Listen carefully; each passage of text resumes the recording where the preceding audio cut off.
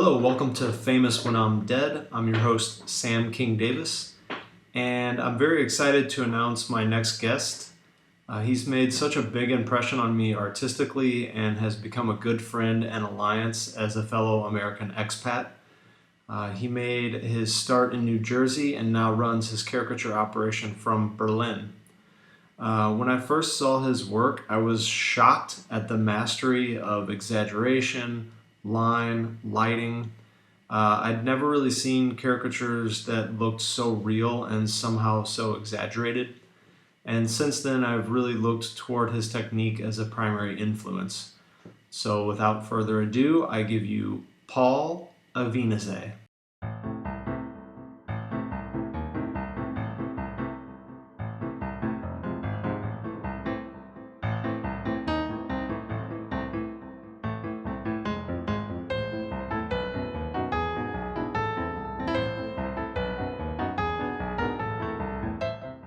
You can start now, man.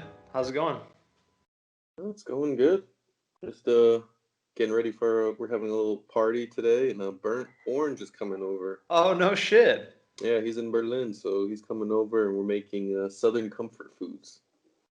Okay, so like what? We got for cocktails, we got Alabama Slammer, and then we got cornbread, potato salad, coleslaw, and barbecue chicken, and macaroni and cheese. What's the first one again? So it's like Alabama Slamma? Oh, yeah, so yeah. what's that? It's like amaretto, orange juice, slow gin, and ice. Okay, It'll get you messed up. Tastes delicious though. okay.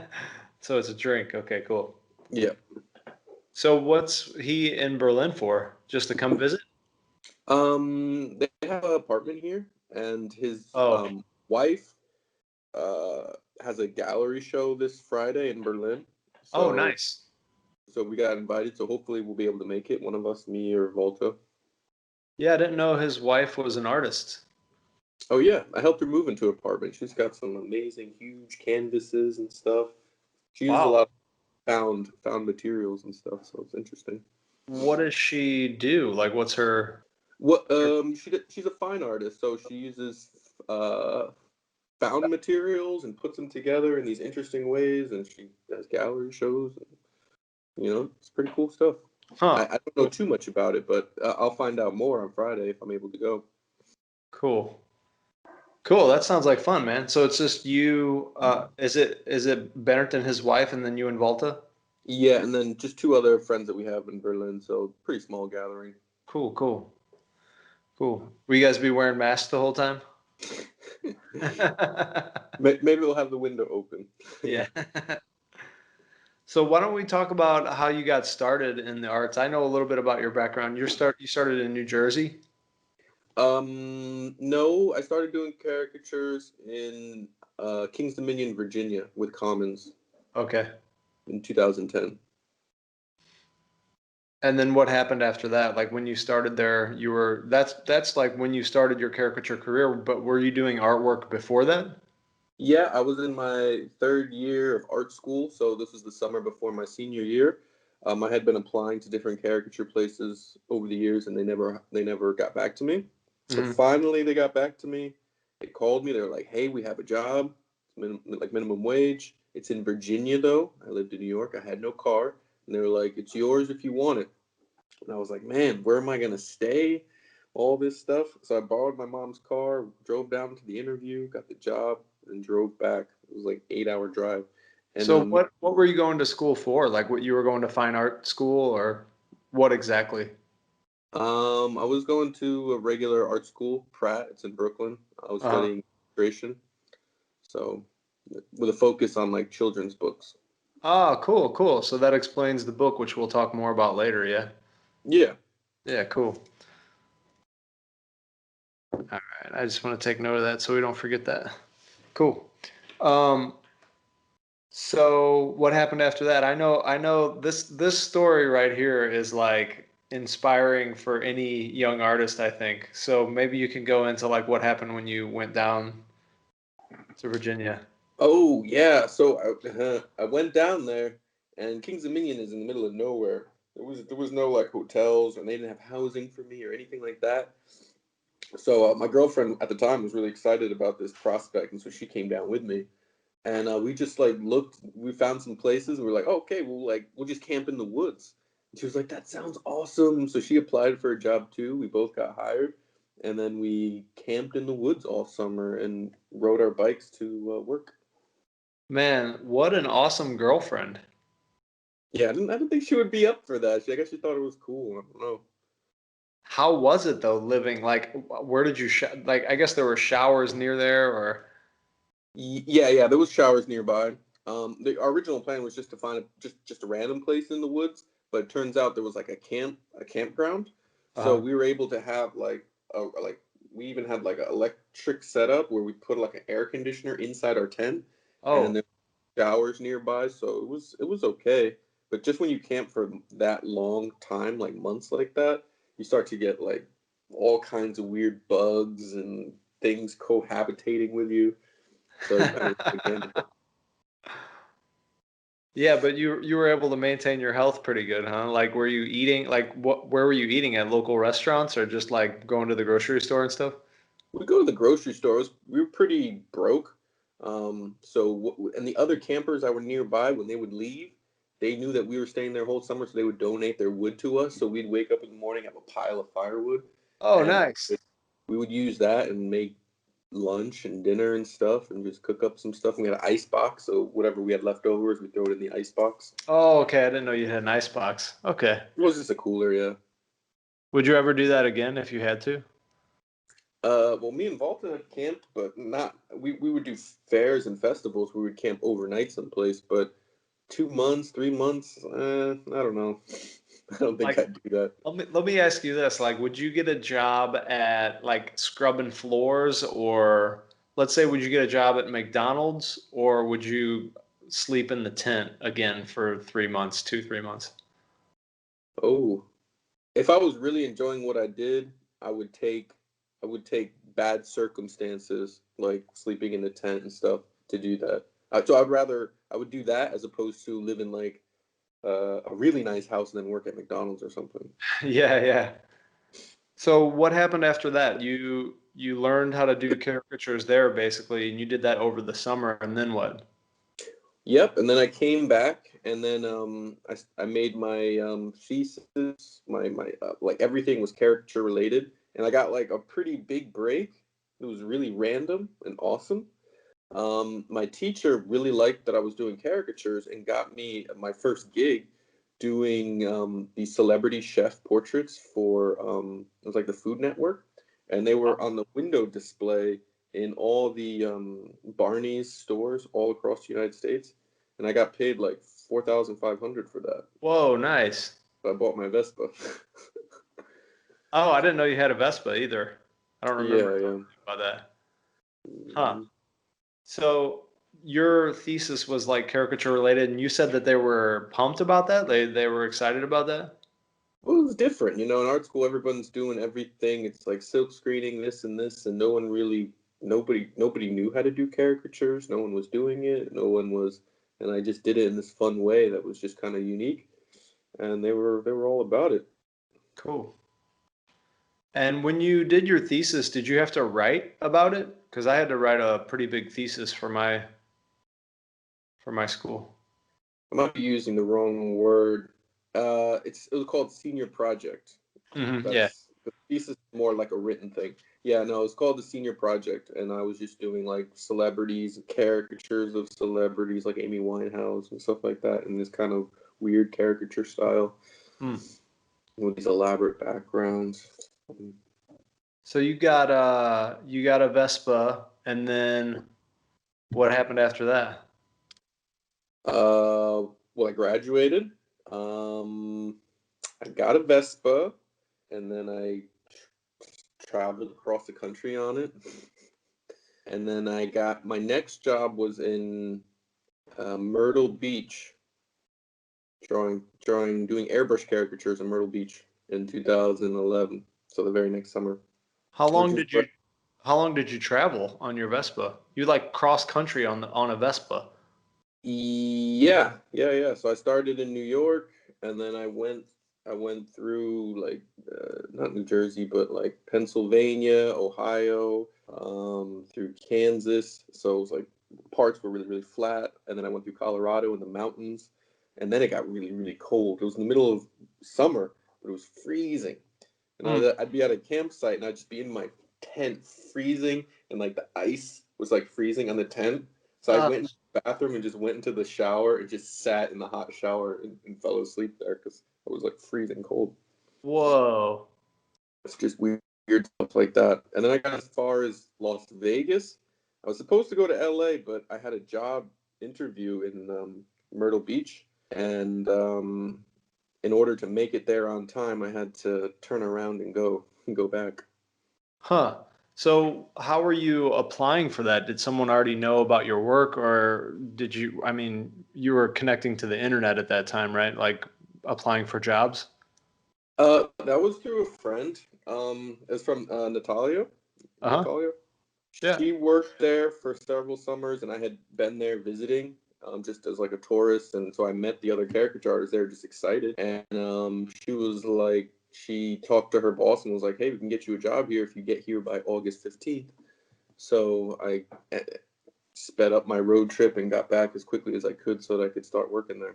Huh. And who were you working with there?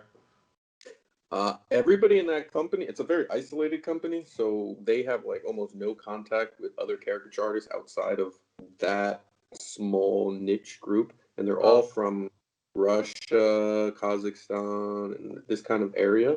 And oh, they come in the summer, they work, and then they go back. okay, cool. Do you still work? Like, was Lyra from there, or is that where you No, met her? but Oh, she was part of the same program, and that program sent her to New Jersey, oh, whereas that program sent Natalia to Myrtle Beach. It's oh, that's called J. interesting. Yeah. So it's like an immigration program. E- Exactly.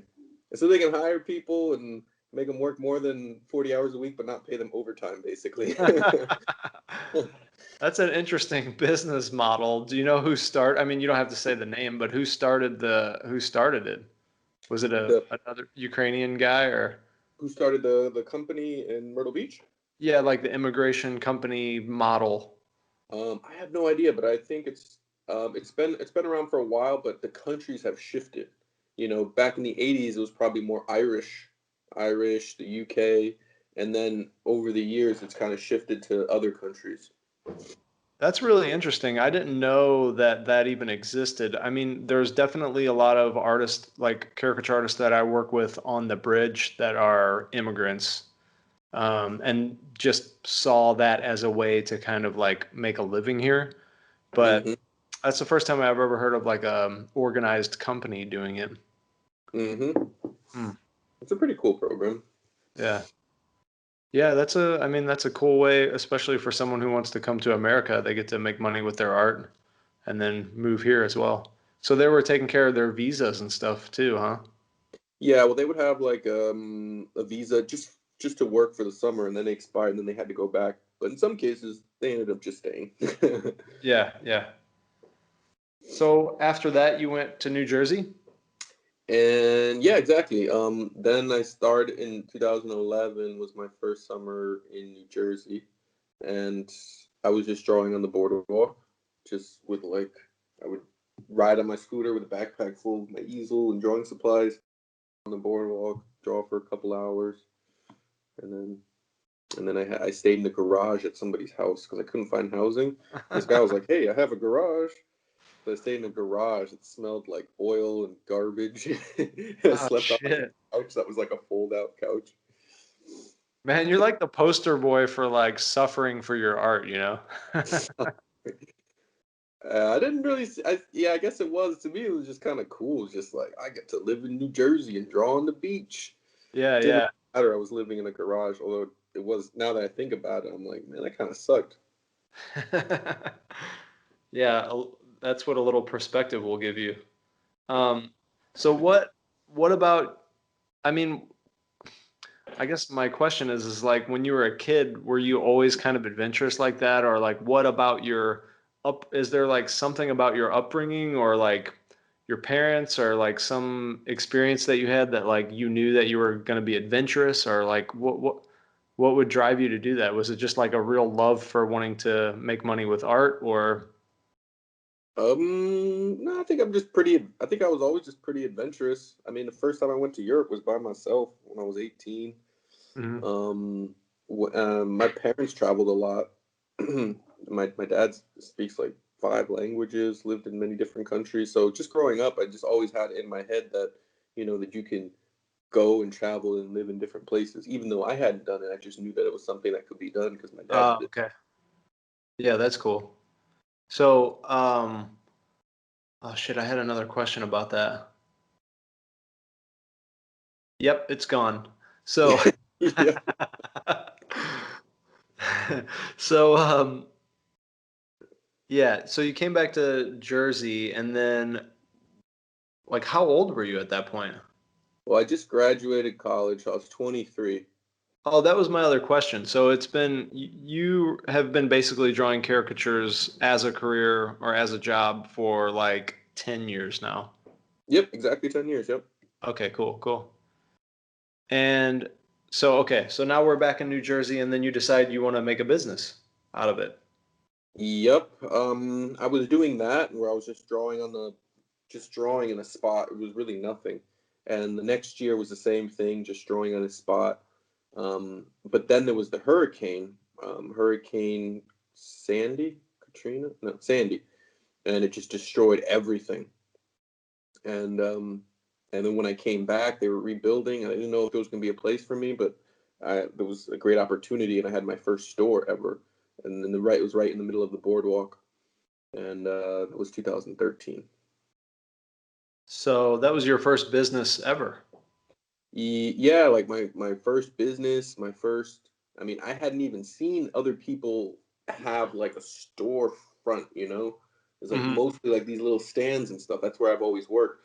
So I Hmm. made this. It was like a store. It had windows. I had a couch where people could come and sit down. We were always playing music and stuff, and it was really big.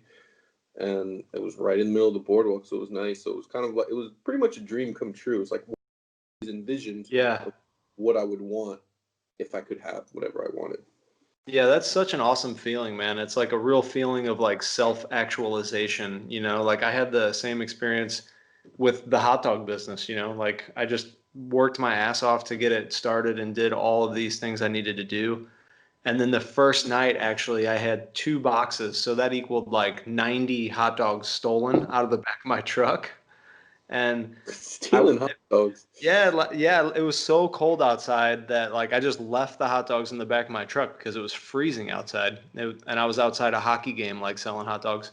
And yes, my truck was like 50 feet behind me, but my back was turned to it, and then someone just got in there and stole them. But but that was my first night vending also. So I was like so proud and so happy to get started. And then like that happened, and I just had to laugh. Like it didn't really faze me, because I had like put the work in, and like it wasn't about the sales. It was about the fact that I had like accomplished that. Hmm. Yeah, Um, definitely. so what happened with that? Like, was that pretty successful? I mean, you had like a unique model. You were selling jersey cones and doing caricatures, or did that come later? Well, that came later.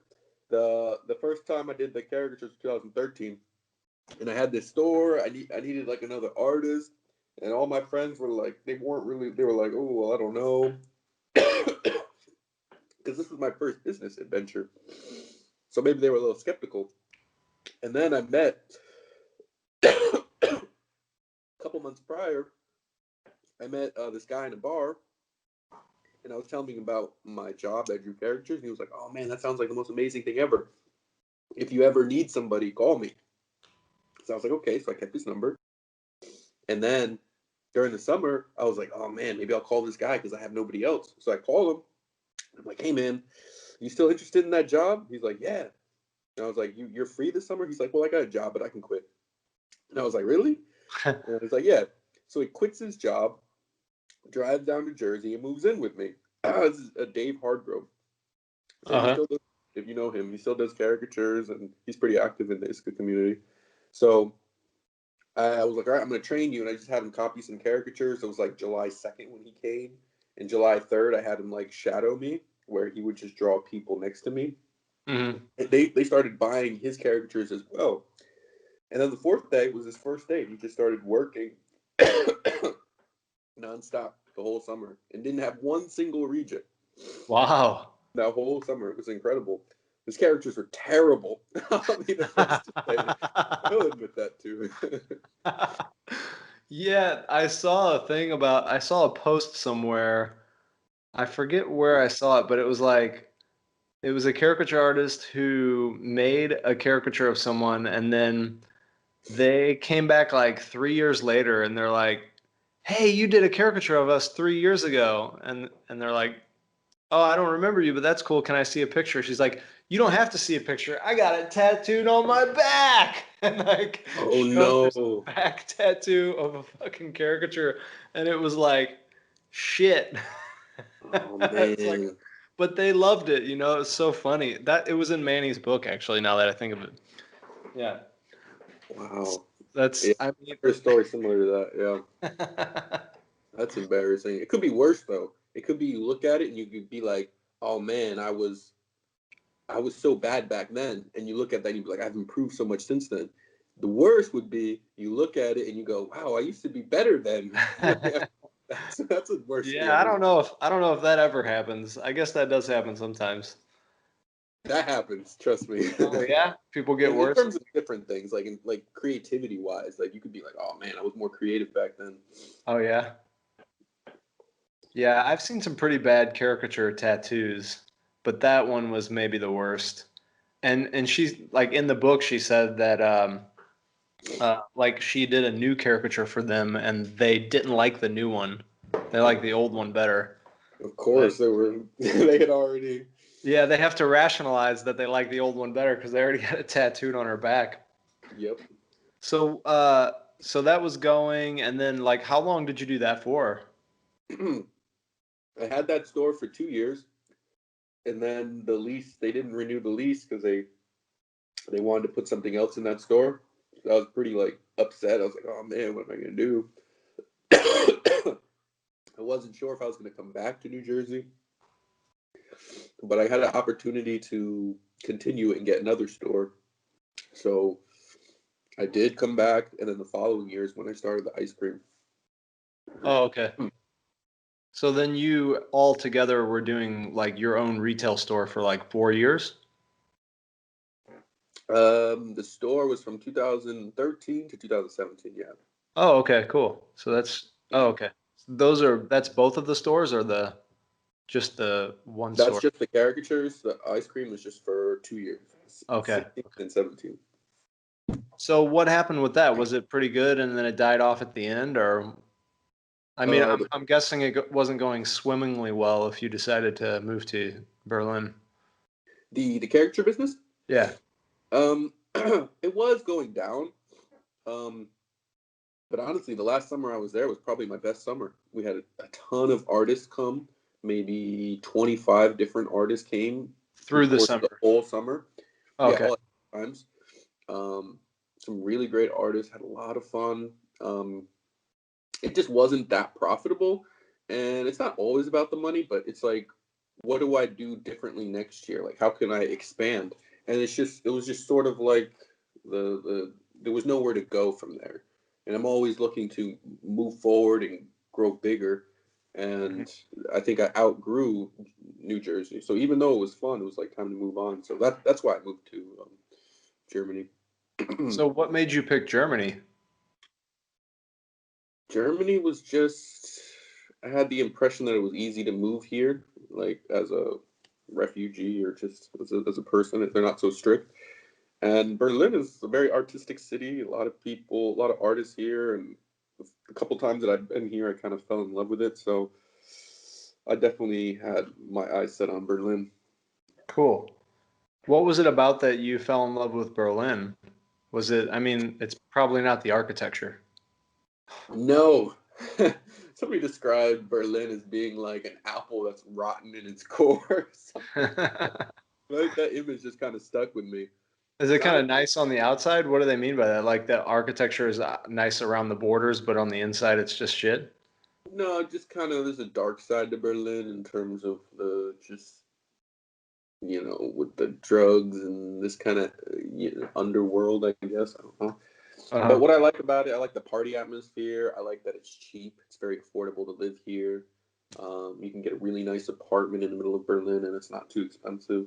It's an international city. It's a capital. It just has a lot of different things that a person would want in a city if you're looking for.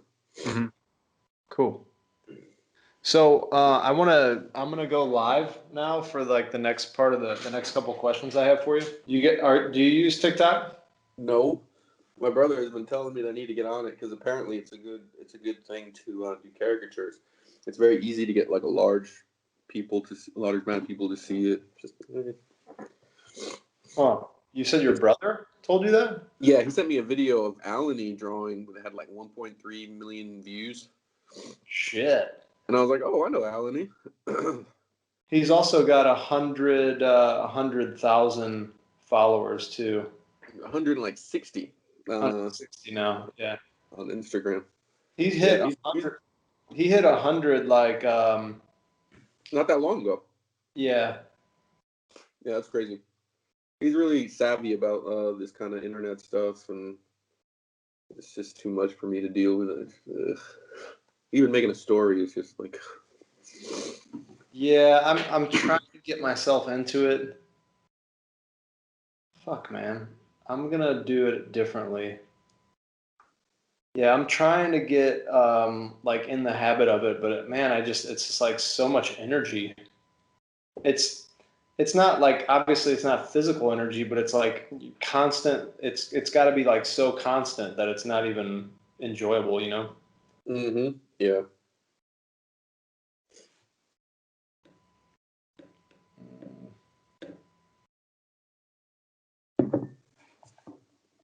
Yeah, so I guess you can't go live if you have stories up. So let me delete my stories.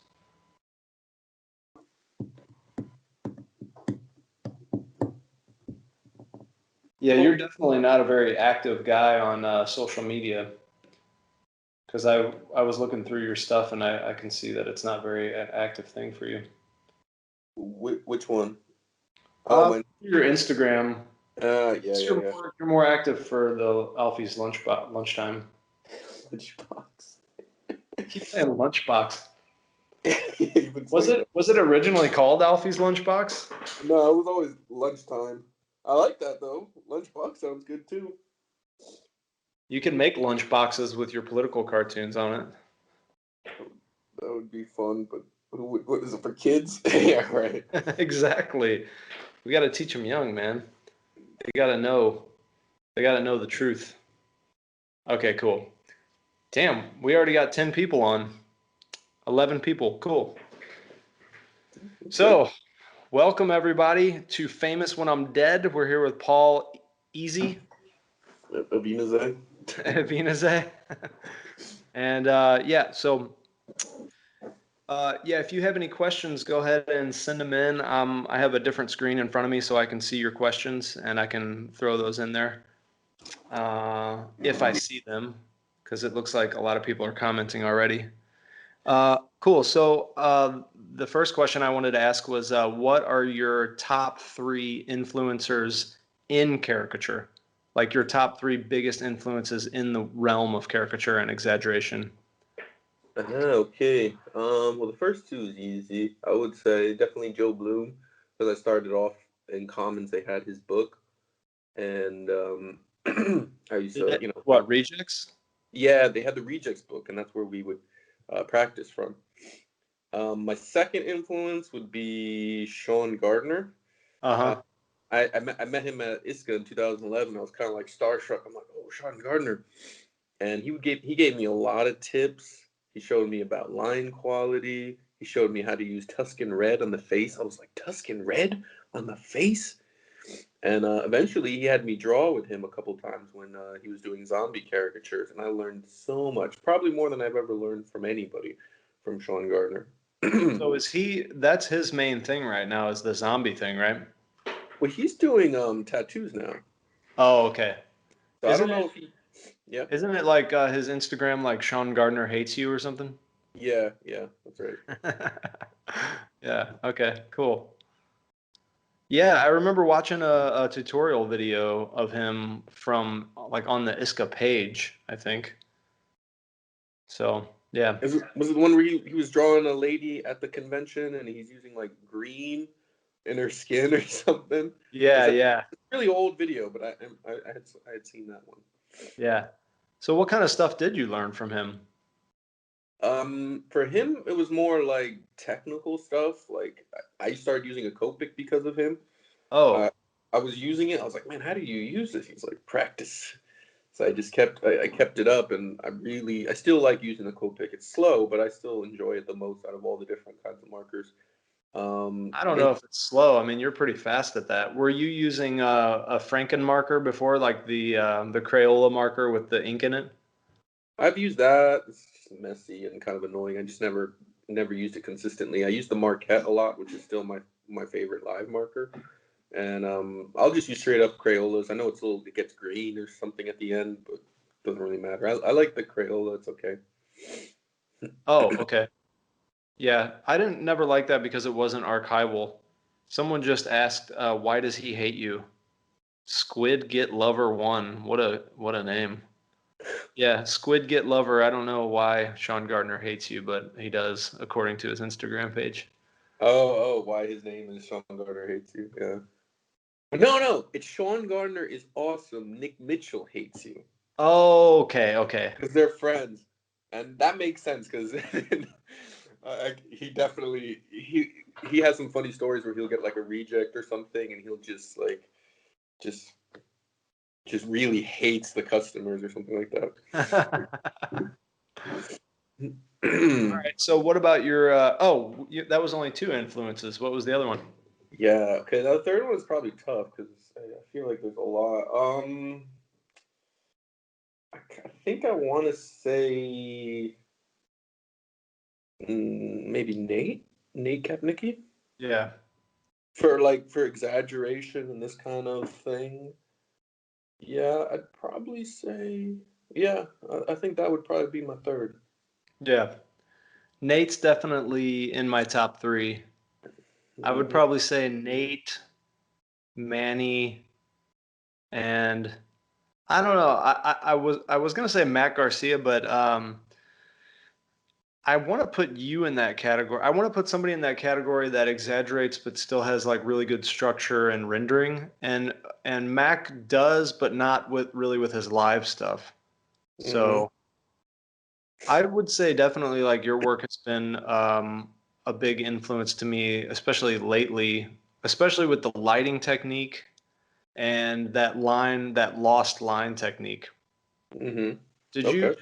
did you come up with that just organically, or did you get that idea from somebody?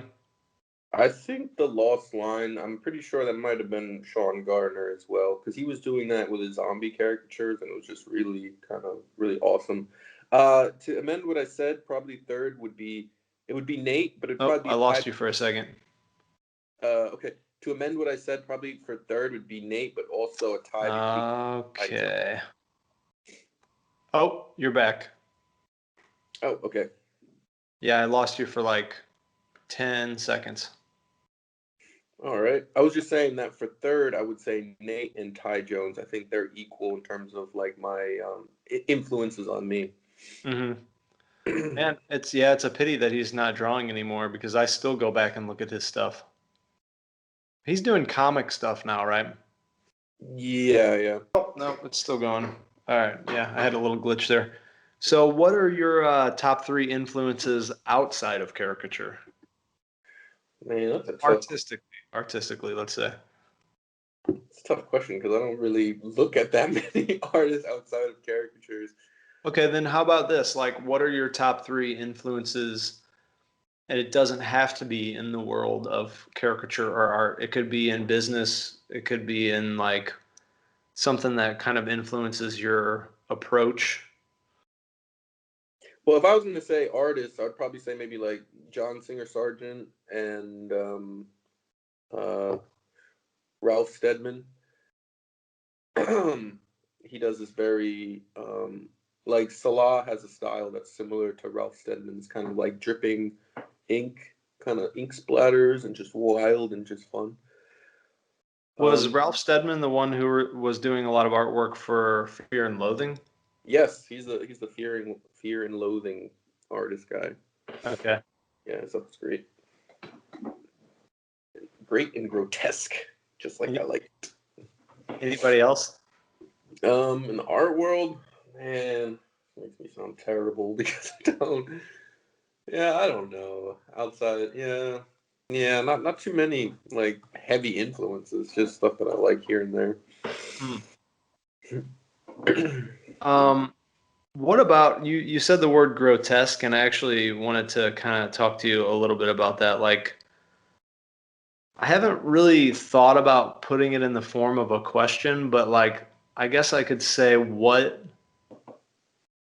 role or like what part does grotesque play in a good caricature? Oh, well, that's just a personal thing for different artists. For me, grotesque plays it's part of the shock value. Having a caricature in and of itself where the person looks at it and they see themselves is like, oh, that's cool. But then to add like this grotesque aspect if it's there. I mean, if it's not there, then it doesn't really make sense to put it in there. Then it just adds another level to it that just makes it's like slightly uncomfortable. Kind of like grotesque is sort of like when you watch Borat and you're like laughing and cringing at the same time when he Yeah, does something really embarrassing. It's like I like that. yeah, So me too. I like to put that in the drawing if I can. Yeah. Where they're like laughing and crying at the same time. They're like, oh, I like it. Oh. Yeah, that's that it takes a special it takes a special mindset to do that. Yeah. Yeah, But it's hard. also I found like with grotesque, I mean grotesque just I'm just using that for like lack of a better word, but like I find that the laughter is like more explosive. It's like Yeah. they're actually surprised and then they go through this kind of like range of emotions. That's just such a cool thing. Like, those are my favorite ones where like they're shocked first, then they laugh, and then they laugh so hard they're crying, and then they like shake their head. Like you take them through this whole like range of human emotion just with that one drawing. It's true. I never really thought about that, but I think you're absolutely right because I think like a normal caricature is just kind of like a laugh in this, but the more things that you hit, the more successful it is. And then at the end, after they go through that and they're just looking at it, they're just like, "Wow, this is a really great piece of artwork." When they start noticing the details and shading and this kind of thing.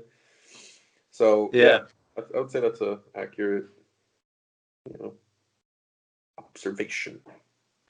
So I do want to talk to you a little bit about like art business.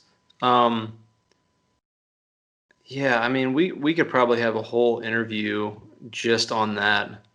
But is there like some qualities, like let's say, what are the top three qualities that you or principles that you try to live by with business to be successful and grow? Or to be a good to run a good business and to provide a good product and Um, in terms of business, always make sure you have enough artists. Always prepare for the fact that you might have a line and there's lots of people that want to get one done. So if ever I'm doing an event, I always have like maybe one more artist that's necessary, and so that it's like it's not so busy where you're just stressed out and you're not having any fun.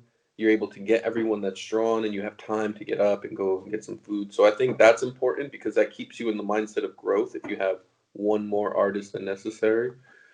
Um, um, Business, paying attention to those. My first job kind of prepared me for that because at Commons, almost like 40% of our sales would be frames and mats, which is a huge percentage. And then you work at a lot of other companies where only the stuff that you sell after the caricature only makes up like 5 to 10% of your overall total, and that's a big chunk that's missing. That is basically just free money. So it's important to pay attention of how do you get the most out of a customer. I mean, that sounds kind of terrible, but you know, offer them like frames and have mats and have all these other accessories, because you're also, it's sort of like when in that movie about McDonald's where he's just like, what business are you in? Supersize Me. No, not that one. It was like the Ray Kroc story. It was a new movie. But in that movie, the guy's asking him, he's like, what's your business? He's like, oh, I'm in the hamburger business. He's like, no, you're in the real estate business. You know, because he had all this property where the McDonald's was on. And somebody told me, he's like, you're not in the caricature business, you're in the frame business. Because you do the caricature and then you sell the frame. Yeah. Not that I think of it like that, but it's something to consider. Yeah, I mean that is one way to look at it, like try to get as much as you can out of the sale, but it is also a service or else people wouldn't buy it, you know. So it's like you're offering like a convenience for that person. Um, and it's worth it, you know. It's worth the convenience even if the Mm-hmm. item is like cheap, you know. Oh, I Mm-hmm. see you got an ISCA cup representing International Oh, Society of Caricature Artists. yeah, that's my Nice. favorite coffee cup. Yeah. I got to get one of those. So at first, I think you could sum that up with like the phrase "control your growth." So if you're an artist and you're like starting a business and it starts to get good, you have to be prepared to take advantage, like when you get swamped, like, or you have to be ready for like the expanse. I think that's one of the difficult things for artists. Maybe not caricature artists because art, like it's the kind of an art form where like the business and the artist fused pretty closely. But in other artists that do that, it's like, man, they might get one or two commissions a month, and then Christmas comes around and they have like 20. And it's like, well, what are you going to do then? Are you just going to throw away 18 of them, or are you going to like maybe train somebody or figure out a way to do it quicker, you know? Yeah. And then the upsell. Um, so is there anything else like maybe just principles or whatever that you try to stick to keep things going? Well, it's a hard balance to play between being an artist and a businessman, because when you start focusing on one, the other one starts to go down a little bit. So you keep having to balance it. It's sort of like trying to build muscle and increase flexibility at the same time. It's like, because they're totally opposite sides of the brain. The artist side of you just wants to spend the time, make this nice piece, give them the frame for free just because you like the picture. Like that's how Yeah, you're. And the yeah, business side is just like, oh, there's people waiting. Maybe they're gonna leave. I got to draw them. I got to make this one cute so that they're gonna want one. They're completely conflicting things going on in your head, and you have to find like a little healthy balance that keeps you enjoying what you do. If you think too much about business, you're not gonna enjoy it as much. And if you think too much about the art, you might not be able to pay your bills. So you have to play that ground. And a good way to do that is when it's busy, then you kind of turn on the business side.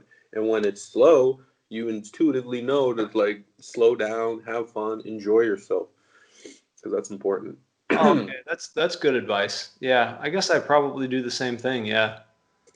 So is there any other advice that you have or experience that you have with that, like balancing those two things? Like, are there any other ways that you try to like keep that balance?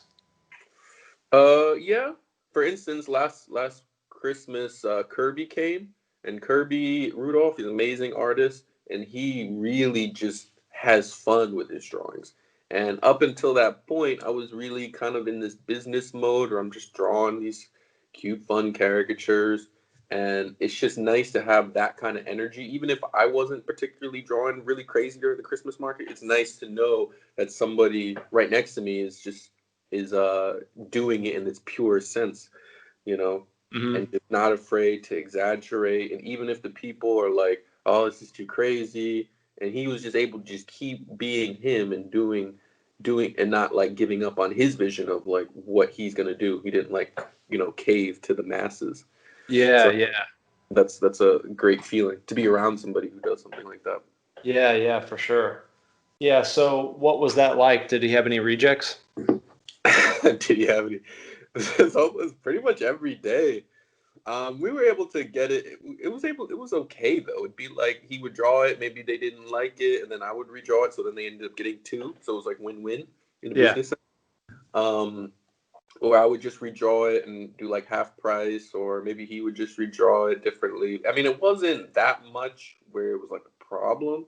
It was just like maybe once a day, maybe Oh, not that's not so bad. Yeah. once a day. But there would be other ones where they were like kind of like frumping like you know.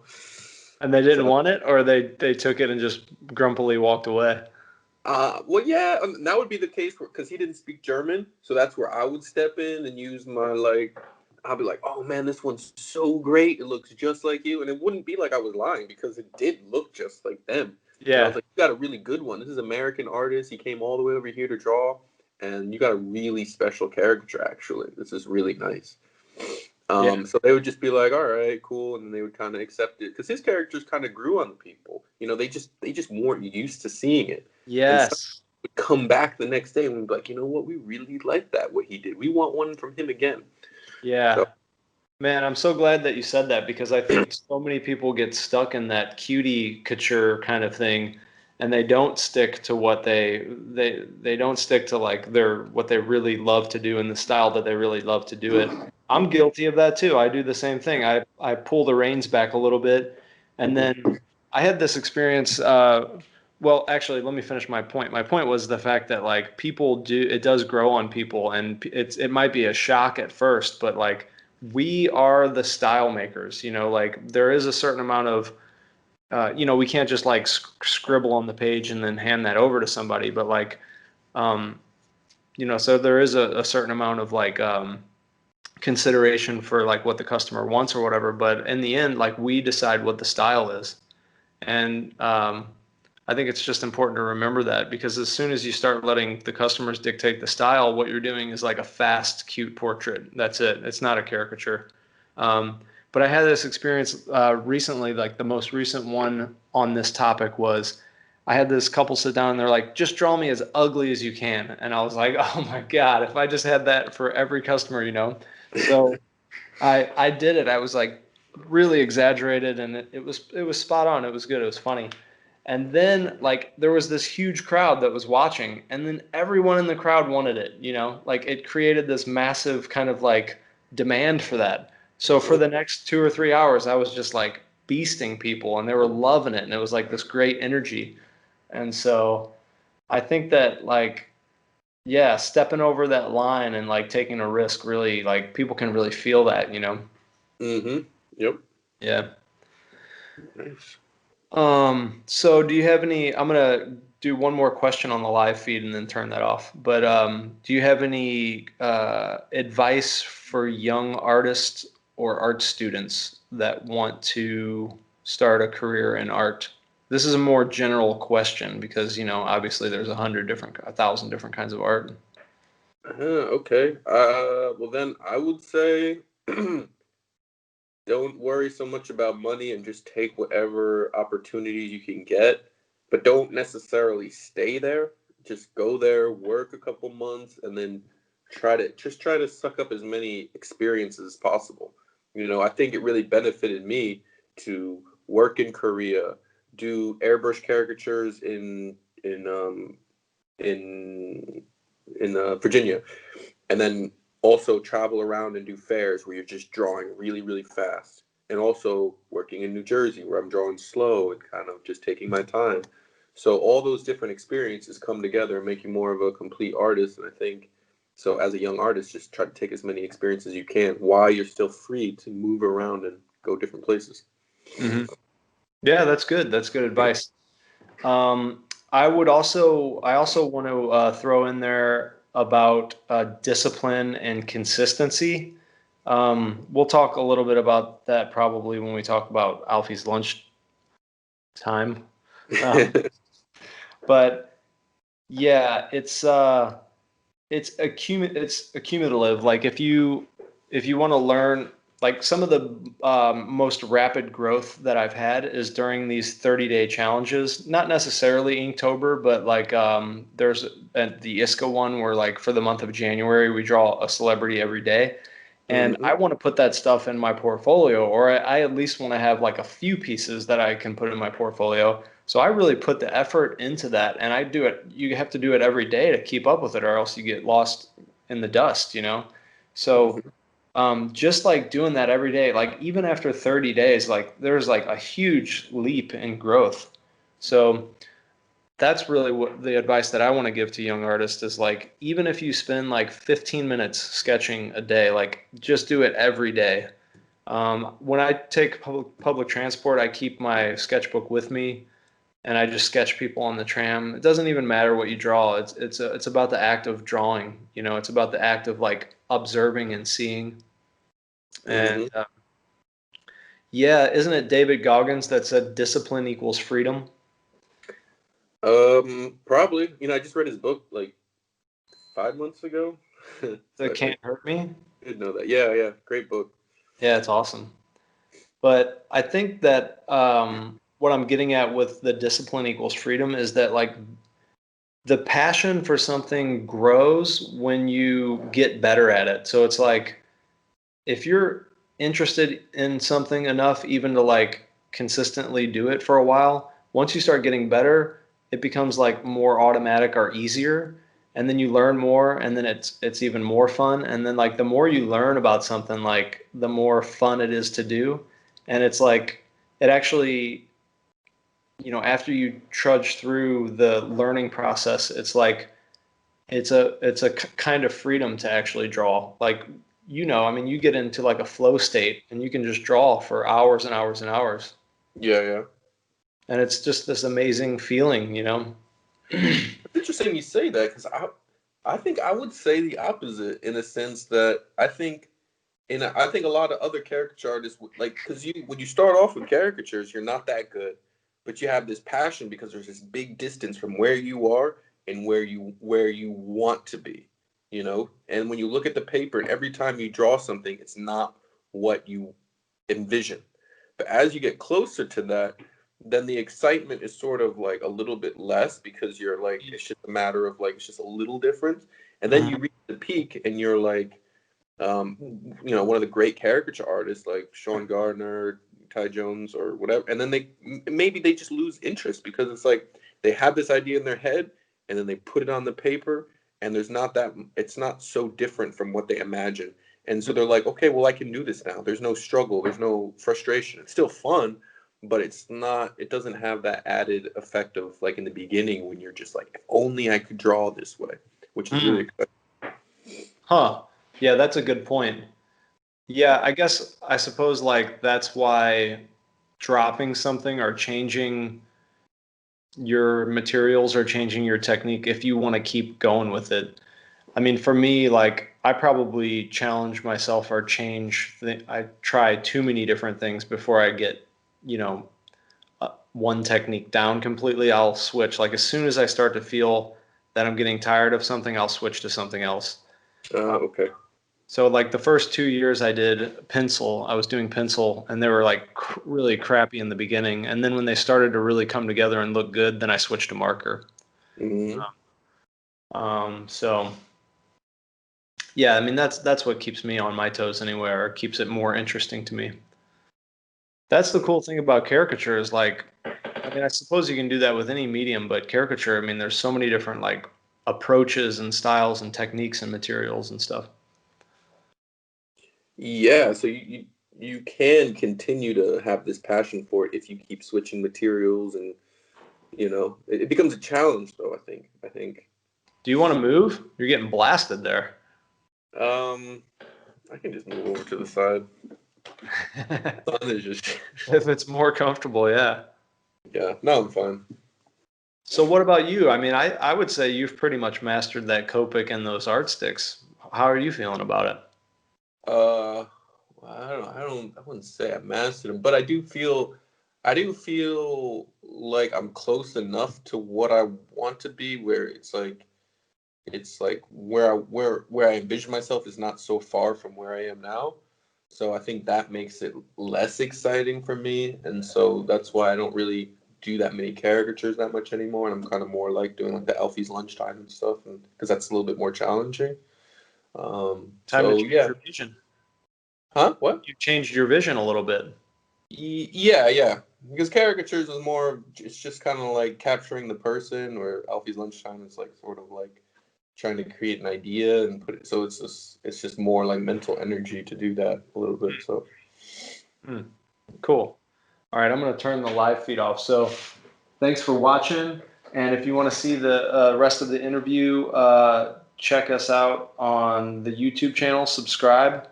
You can check out Paul at, man, I'm just going to write it so people can see, so people know how to find you. Wait a minute. It's Evan. Evina-Ze, Evinaze. And that's how they find you on Instagram. Cool. So why don't we talk a little bit about why don't we talk about it? Let's talk about Alfie's lunchtime. Dude, it's so funny, man. It's like it's smart and funny. Like yeah. So let's talk about that. Like what gave you the idea to start doing that?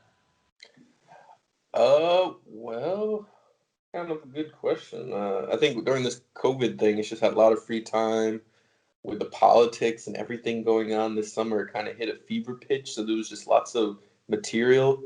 And you get this feeling, I don't know about you, but you get this feeling building up inside you where I think a lot of people do when they display it in certain ways. Some people feel like they will tag posts and post it on their Facebook. Look what's happening right now. Post videos maybe, or just write like a long thing about how they're feeling and this and this. And doing that for me has always led to like arguments online and this kind of thing. It's just I didn't really want to go there. A lot of negative energy. So Alfie's lunchtime was sort of like a avenue where I could put out kind of how I was feeling without such a confrontational way of writing it, just like an image that was somewhat innocent.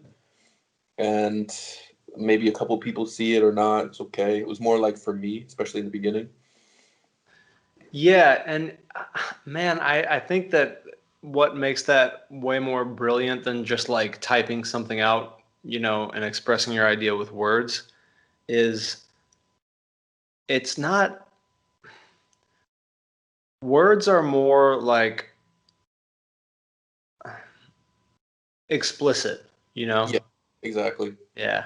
And then, with Alfie's lunchtime, it's like, yeah, that's probably what he means, but like it could be interpreted in a lot of other ways too. Or it could be interpreted like at a wider degree of perspective, rather than just something that you say directly.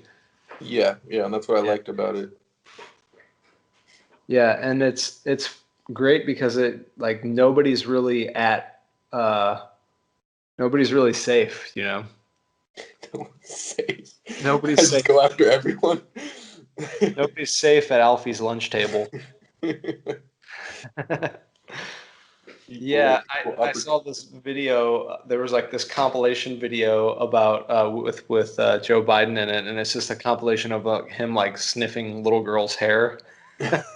Yep, yep. The video was surprisingly long, man. It was like 15 minutes long of just him like on public camera, just like sniffing somebody's hair. So weird, man. Wow. Yeah, there's a lot of great content out there. So yeah, that's kind of what I wanted to talk about with discipline and consistency because you're doing that every day, yeah. Yeah, I definitely missed the most I missed was 3 days in a row since June. I've been doing it since June, so that's pretty much every day, except for a couple of spurts here and there where I missed a day, missed 2 days, and two times where I missed 3 days in a row. So I've been pretty consistent, which it's kind of hard and it's pretty stressful actually, because sometimes you just can't think of anything, and you don't know if what you're gonna write is like really offensive to people. It's like you're trying to be offensive, but not like so offensive. It's like I'm not trying to be offensive. Actually, Like that's not the point. Actually, what you're saying is like you don't want to be hurtful, like you don't want to be cruel. but you want to try. Yeah, Yeah. yeah, it's not my intention to be cruel. It's just sort of getting at truth, and you use certain mediums to get there. Like with the one on Joe Rogan, it's like I use the medium of a woman in a mobility scooter, but she served the purpose of the idea, not necessarily she was the idea, you know? So Yeah. that's where you start to offend people, and it's just like, oh well.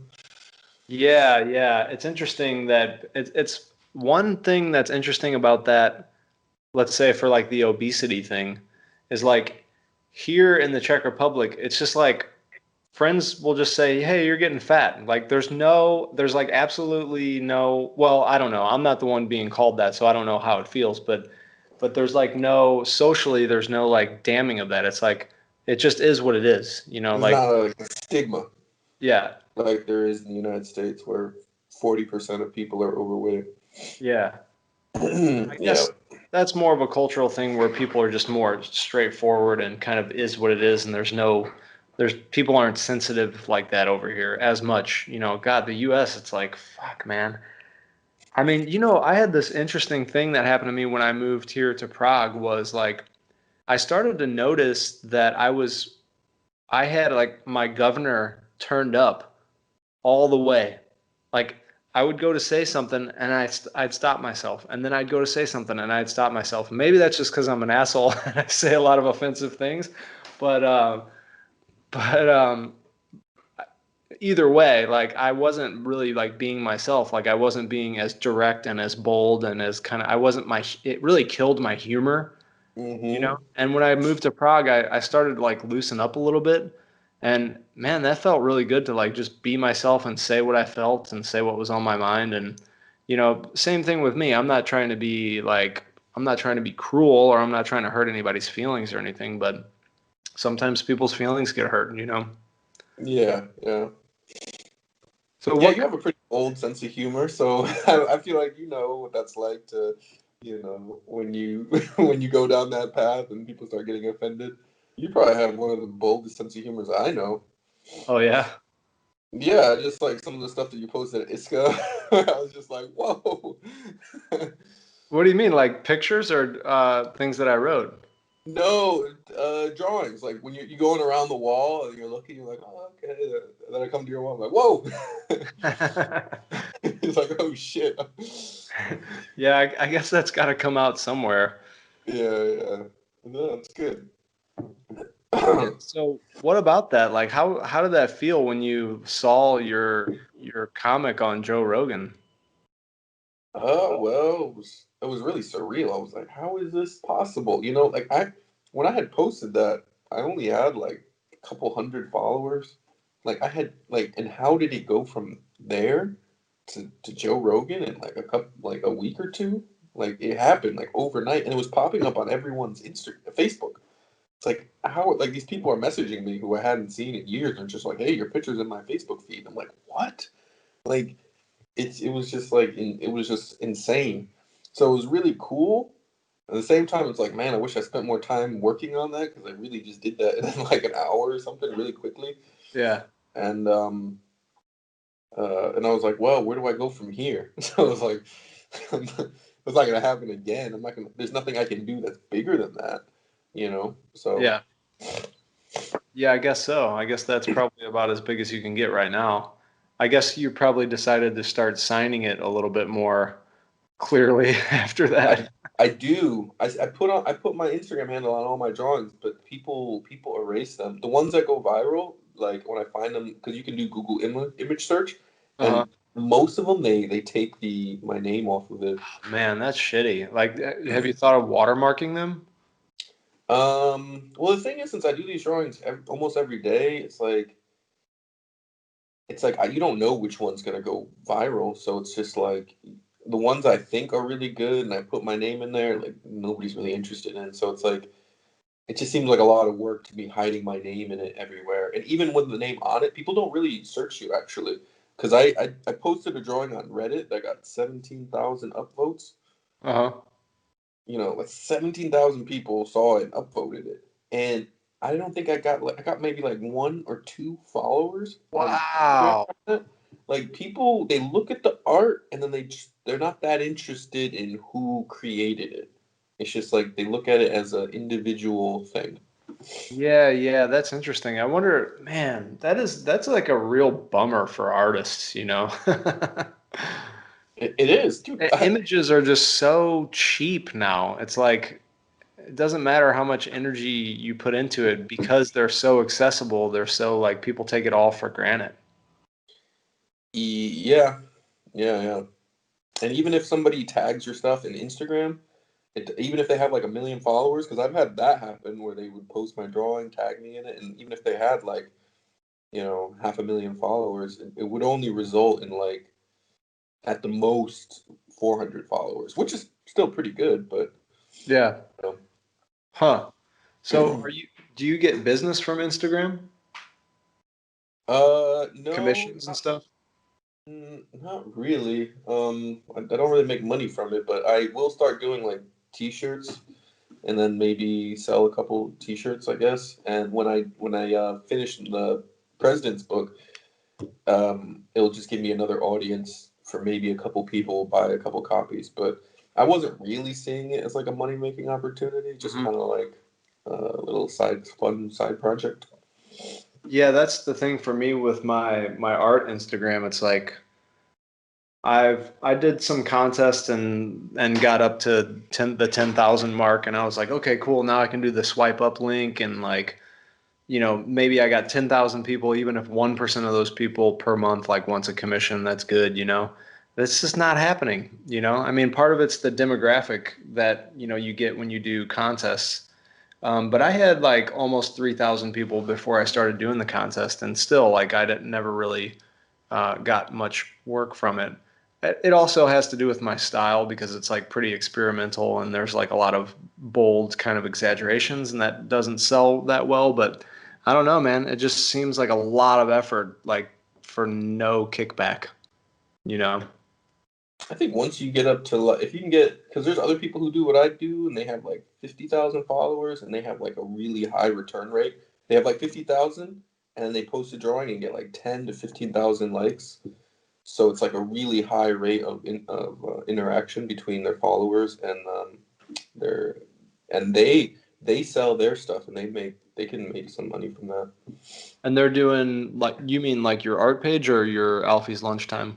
Stuff like Alfie's lunchtime. In Oh, terms of caricatures, I don't know too many people that like do that like full time. Like that's how they make their money. Maybe I know there Chance are some. Chance is getting some commissions on Instagram, but his style is so clean and he puts so much effort into like one piece. Hmm. So yeah, I think it definitely depends on style too. Well, let's talk about your book then. Okay. So it was just, what do you it's call just it? it's just called Presidents. It's just a book about. It's a book about the presidents of the United States. That's nice, man. That's cool. And So it's meant for kids then, yeah? yeah, like 8, 9, 10 years old. Uh-huh. And just has every 45 president and just fun facts about each one, and it's drawn in this fun caricature way, and it's just a way that kids will know what the name of the president is and maybe know something silly about them. Do you have Trump in there? Yeah, I do. Yeah. It's funny Well, because I did a drawing of him before COVID was even in anyone's head, yeah. and so I have him like shaking hands with this big germ, like this big germ, Oh yeah? because I read that he was like a germaphobe, where he didn't like shaking people's hands and was like kind of worried about things. So it's kind of funny now Yeah, looking at yeah. stuff. So uh was he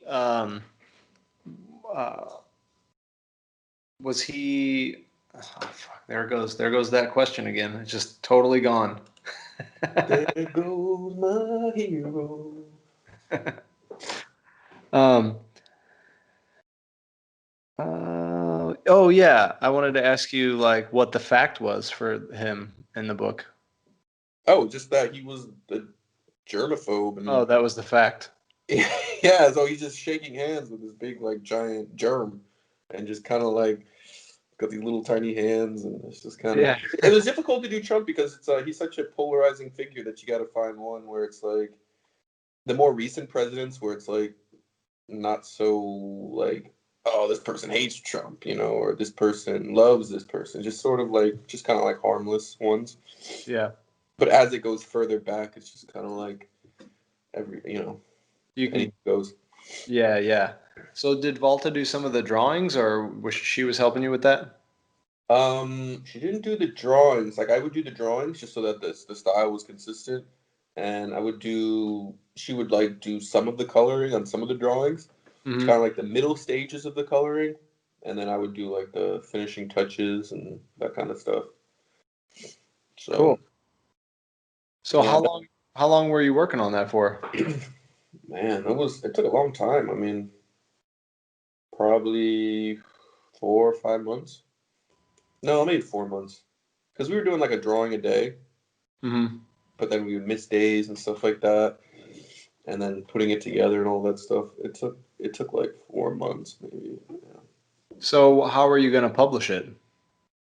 I'm just going to do self-publish. So I'm going to do 45. I'm going to do 45 hard copies of the book, and then just have it here. And then with each copy of the book is going to come with one of the presidents from the book, like the original drawing. Oh, Yeah. So you get the book and then like original drawing from the book. well, It'll be- count me in. I definitely want one. I definitely like the rotunda. Was it John Adams? Was that? No. Oh, yeah, yeah, yeah. Where he's like Yeah, his that's rotundity. rotundity. Yeah. Yeah, yeah, yeah. Actually surprised to hear that you're doing it like that though, because like, what are you going to sell the book for? Like, Well, in that case, it would be so those first 45, whatever, like the first whatever, it'd be a little bit more expensive because it comes with the thing. hmm. And then if there's still interest after that, then I just sell it for like a regular price of maybe like 30 or something. I know that sounds a lot, but I think the book itself would cost like $21 per book just to Yeah, if just you're to print it. self-publishing, yeah. Yeah, so it's already expensive. So it's not something to necessarily make money. Yeah. It's it's more like if somebody wants it, then okay, cool. It's You just got to be you got to be careful with the rights on the images too though, because if you I don't know how like the automatic laws are set up, but I think that if someone like buys an image from you, they might be able to reproduce it. So without any kind of contract or anything, that person can just buy that image and then reproduce it. oh, I didn't really think about that. Yeah, I was just surprised. The reason I say I was surprised is because like I think the drawings are really good quality and the humor it's just a really well done book. And I'm surprised you didn't want to go to like a publishing company or like some children's publishing company and sell, 3,000 copies instead of 45. Yeah, I thought about that, but I mean that involves emails and I don't know. I just don't like this idea of being like, "Hey, you want to buy my book?"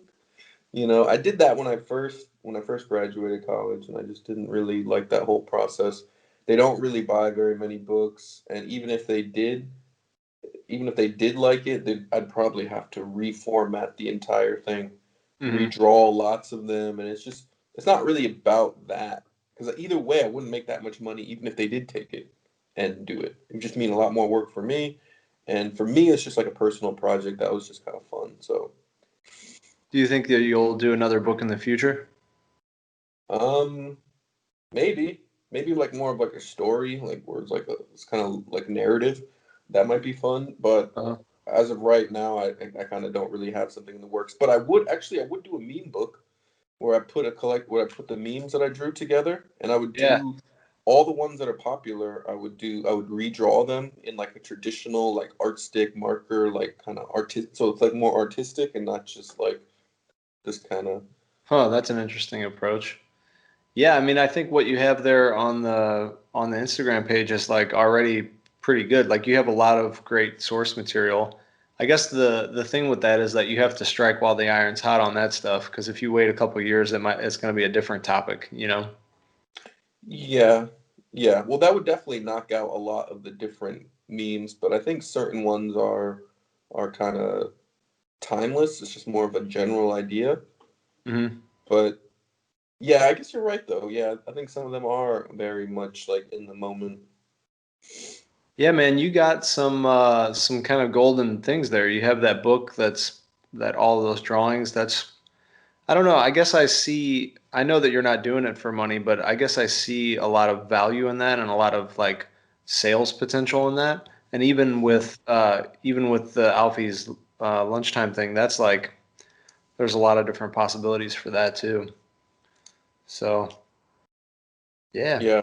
you're sitting on a gold mine there, man. Well, I don't know about a gold mine, but what I would like to do with Alfie's lunchtime is have like a gallery show where I Oh, that's a good idea. do big versions of them, like either silk screen or hand paint or just all different mediums for some of the more popular ones.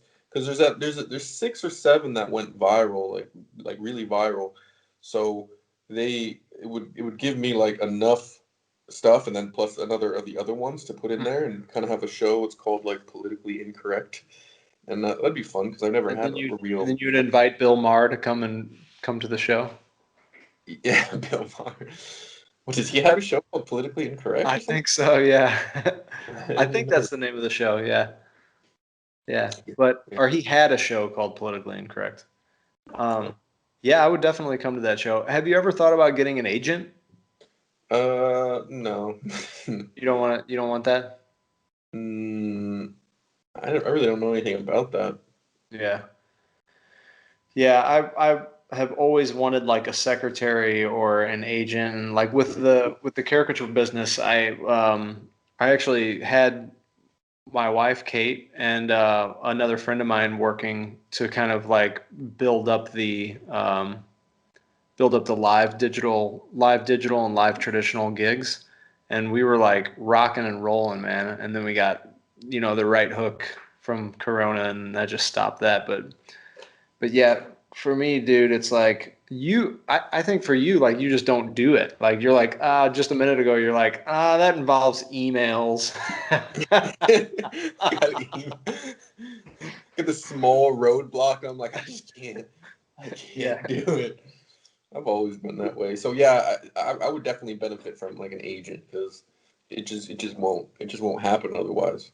Yeah, yeah. For me, I try to do it and it's just exhausting, man. Like any kind of like you said, like responding to emails or spreadsheets and all that shit, it's like, man, it takes first off, it just takes a lot of time. And then secondly, like it just takes so much more energy. It takes me, you know, 2 or 3 times the energy that it would like someone who is into that kind of thing. Like I have a friend who's like stuff and he gets excited when he pulls up a spreadsheet, he's like, hey, see this number over here and see how it's connected and it makes this chart. I'm like, dude, I don't fucking care. Like take my money and like give me more back a year from now. Yeah, yeah, yeah.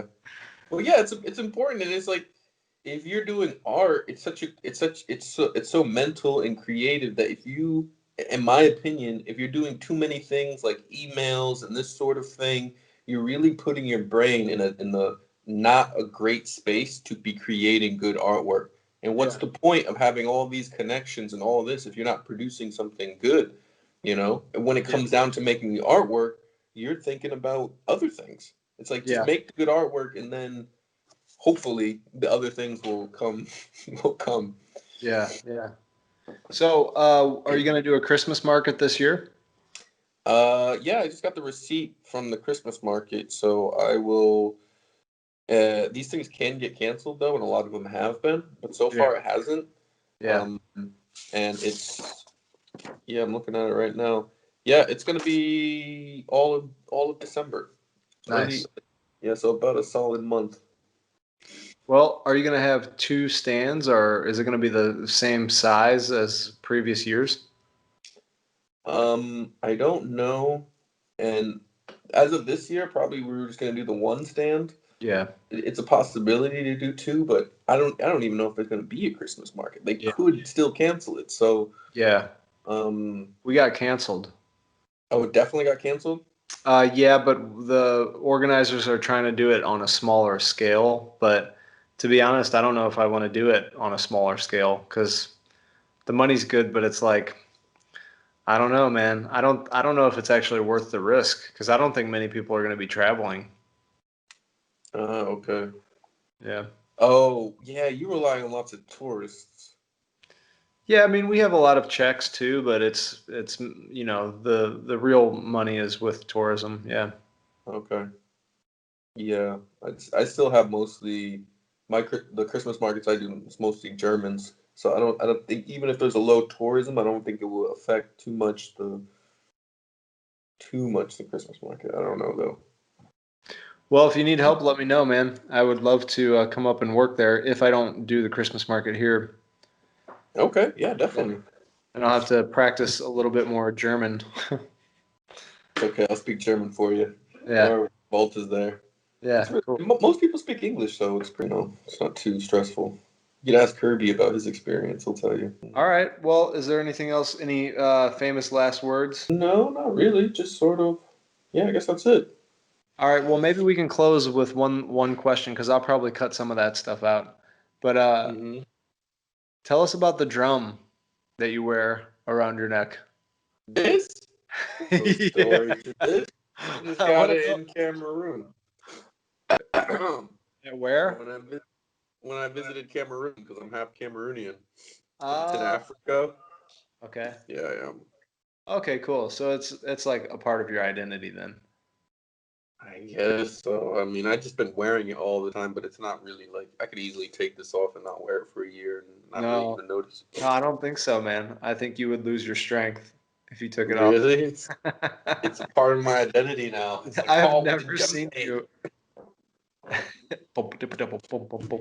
I've never seen you without that on. It's funny. Yeah, I never even thought about it, but Do you yeah, wear you're all that? right. Do you wear that when you make love? Sometimes I have to take it off. That's that's the really good love making when you have to take the drum off, yeah. Oh, Hey, are you gonna come to the caricature barbecue tonight? the heck is that?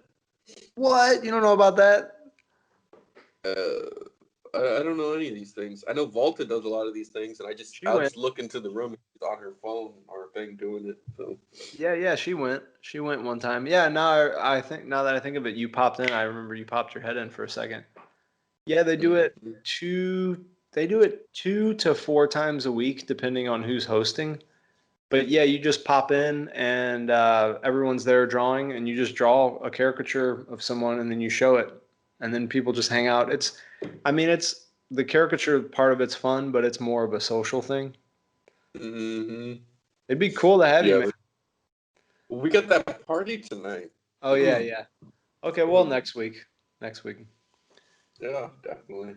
Yeah, tell Bernd I said hi. I'm thinking of asking to interview him maybe in the next month or so. I have a few lined up already though. He would be very interesting. He's got a very interesting life, and he's really into the gig scenario, and so he knows a lot about that. Um, and he was on TV for like you know, like Britain's Got Talent type of thing, but Hmm. for Austria. So he's got lots of interesting content that people would be interested in, and he's so engaging to talk to that people would just be interested even if they didn't know who he was. Yeah, yeah. Cool, man. Well, Yeah. it's good getting caught up with you. I'll keep in touch and yeah, have a good party tonight. That should be fun. All right, man. Thanks for taking the time to interviewing me. That's cool. All right. All right, Paul. Have a good one, man. All right, man. Peace out. Peace.